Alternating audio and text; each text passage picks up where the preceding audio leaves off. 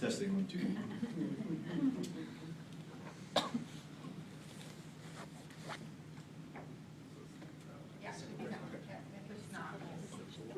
Okay, what a leader is, a simple presentation by Lucas Bernard. I don't know who here watches The Office, and I was hoping we had audio so I could let Michael Scott speak for me today. Leadership. The word ship is hidden inside the word leadership as its derivation. So if this office is in fact a ship, and as its leader, I am its captain, but we are all in the same boat. Teamwork.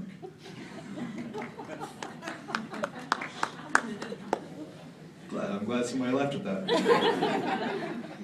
Where leadership comes from. To me, leaders are made, they're not born. When I was born, I did not come out as a leader, but as a student.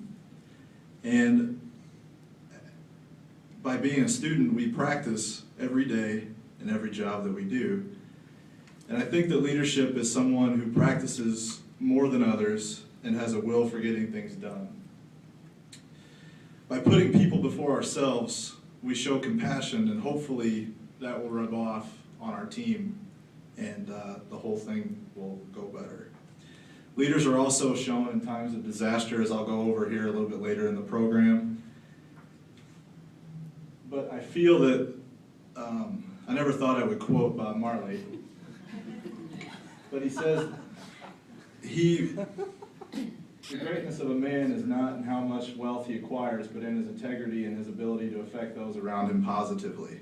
And I think positivity is something that is contagious, and I've worked in branches and in other jobs where it wasn't a very positive atmosphere, and it was cancer for the whole group, and the whole team suffered. And then once a new leader came in with a more positive outlook, things immediately went up. So I think if there's one thing to start from and build from in your leadership, it's with positivity. I'm not going to go over all these, but these are just a list that I came up with that I learned from, I played high school basketball and some college basketball, and one thing that our coaches always preached was practice what you preach and do it every day, and don't change from that. So if everything's firing on all cylinders, as my college coach would say, communication is key, and that goals won't come unless communication and the rest of these items listed all fire on all cylinders. These are just some pictures of my high school and college coaches, where I learned a lot of my character development from. Both are very successful in their jobs, and one's actually retired now, but you don't get to where they are unless you have some success. So, some leaders that I have at Old National. Thanks for the internet site. Jeff Spieth, who's not here today. Herb Klickner. There's a picture of me and Dwayne Gully, my boss, who's here today. I've learned a lot from these guys over the last almost 6 years. And Jeff actually gave me a quote to say today. He thinks leaders have to have the humility to effectively develop trust and relationships with their team. This is often an overlooked trait that he thinks is essential.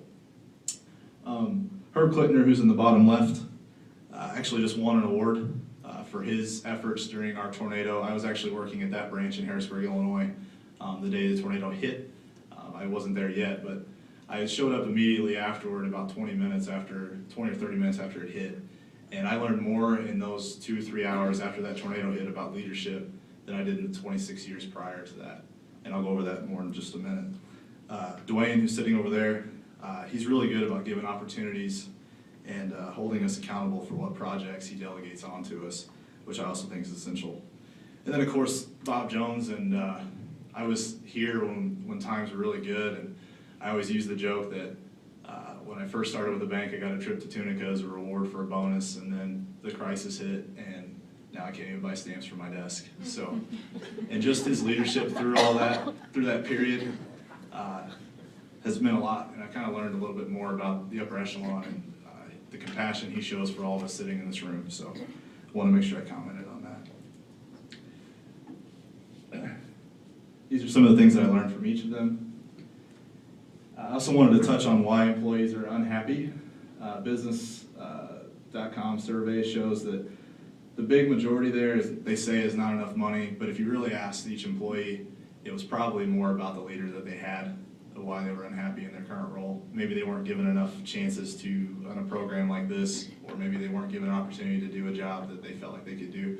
But I've been lucky enough here at Old National where I've had bosses that have given me a chance to do things that normally it would take other branches or other employees years to be able to get a chance to do. So just want to make sure I touched on that. The tornado last year, February 29, 2011. This was a picture of the branch right after it hit that I took with my phone. I remember showing up that day, and the other employees were walking around in a daze, and I myself was just caught up. It was surreal. It was a surreal moment. It was like a bomb went off all through there, like a nuclear bomb. I mean, it was just total chaos, total destruction. There weren't even police out there yet when I got there, and Herb Klickner showed up. I called him General Patton. I still call him that to this day because he made us focus on the task at hand of securing that branch, securing $300,000 in that vault, and making sure that we had items for everything, making sure all of our employees were safe, because the majority of our employees lived in or around the area that the tornado hit. You can't prepare for things like this, but he was prepared because he had been doing it for so long in a leadership that he was prepared to be the leader in that situation, is what I'm trying to say. And really, like I said, I learned more in those 3 or 4 hours afterwards by watching him than I had in 26 years of growing up. So that was probably where I learned the most. And I think leaders are developed in times like that, in times of crisis. I also learned a lot.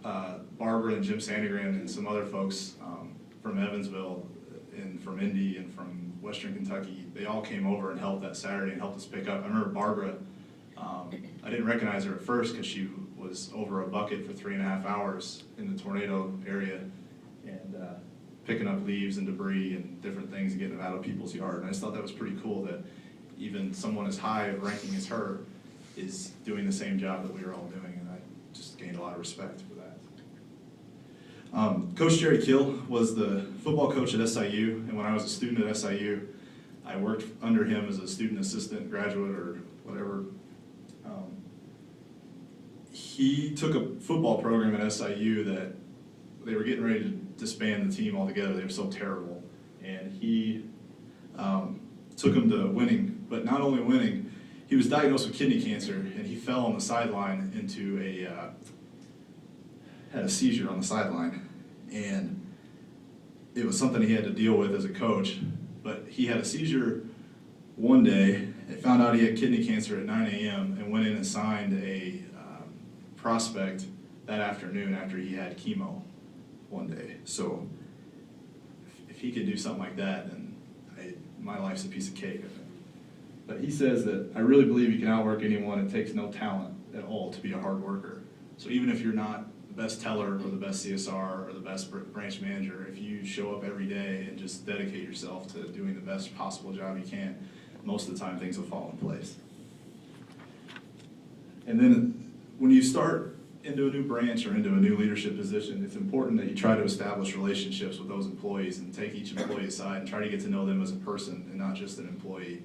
And I think that the managers or the bosses that I've had in the past, the ones that have really tried to get to know me, they've done the best job of me wanting to work for them every day. So. And I just want to close with a quick poem. All I really needed to know, I learned in kindergarten. All I really need to know about how to live and what to do and how to be, I learned in kindergarten. Wisdom was not at the top of the graduate school mountain, but there is a sand pile at Sunday school where I learned. These are the things that I learned. Share everything. Play fair. Don't hit people. Put things back where you found them. Clean up your own mess. Don't take things that aren't yours. Say you're sorry when you hurt somebody. Wash your hands before you eat. And flush. And with that, I'm going to flush this speech down the toilet.